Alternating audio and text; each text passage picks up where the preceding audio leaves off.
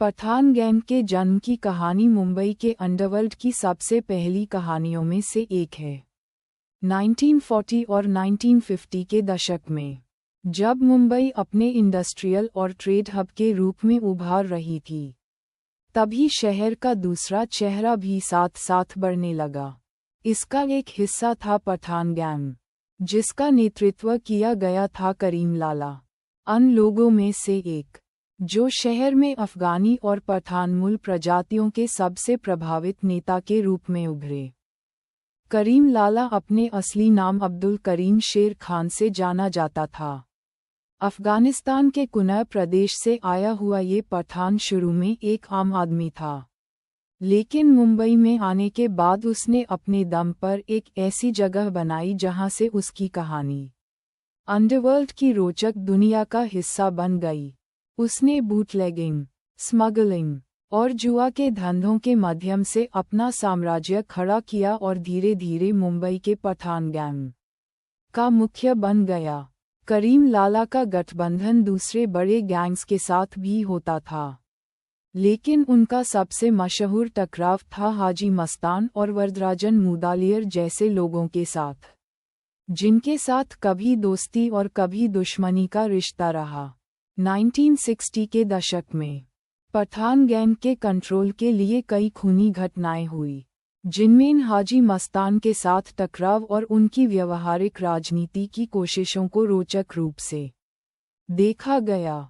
एक मशहूर इंसिडेंट तब हुआ जब करीम लाला के सबसे करीबी और भाई समझे जाने वाले रेमंड डकैत को उनके एक दुश्मन गैंग ने मार गिराया। ये घटना लाला के लिए एक बड़ा झटका थी, लेकिन उसने इसको अपनी ताकत बनाकर गैंग के राजनीति में और भी अग्रेसिव प्रभाव डाला। करीम लाला ने अपने दुश्मनों को एक एक करके निशाना बनाया और अपने नाम को मुंबई के अंडरवर्ल्ड में अमर कर दिया। पठान गैंग का इन्फ्लुएंस सिर्फ मुंबई तक सीमित नहीं था। इस गैंग के लिंक्स अफगानिस्तान, दुबई और गल्फ के कई बड़े स्मगलिंग सिंडिकेट से भी जुड़े हुए थे।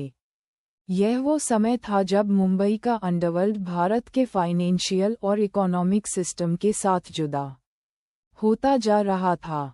पठान गैंग ने इस नेटवर्क का फायदा उठाते हुए अपने स्मगलिंग का साम्राज्य फैला लिया, और यूएसएस समय की पुलिस और प्रशासन उन्हें रोकने में नाकाम रही। एक और रोचक किस्सा करीम लाला के समर्थक और सामाजिक व्यक्ति होने का था।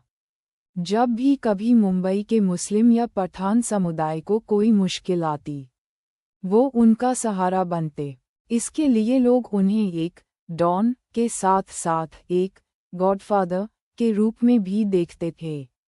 उन्होंने कई गरीब परिवार के बच्चों की पढ़ाई के लिए पैसा दिया और कई गरीबों की शादियों में भी मदद की।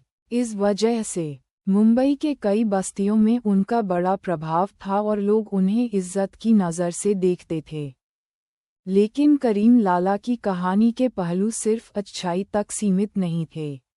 1970 के दशक में जब दाऊद इब्राहिम जैसे नए प्लेयर्स मुंबई के अंडरवर्ल्ड में कदम रख रहे रखवाला और सामाजिक नेता था, करीम लाला की कहानी में न सिर्फ उनकी दबंगई है, बल्कि एक ऐसी जिंदगी का रंग है जो उनकी मौत के बाद भी मुंबई की हवाओं में जिंदा है।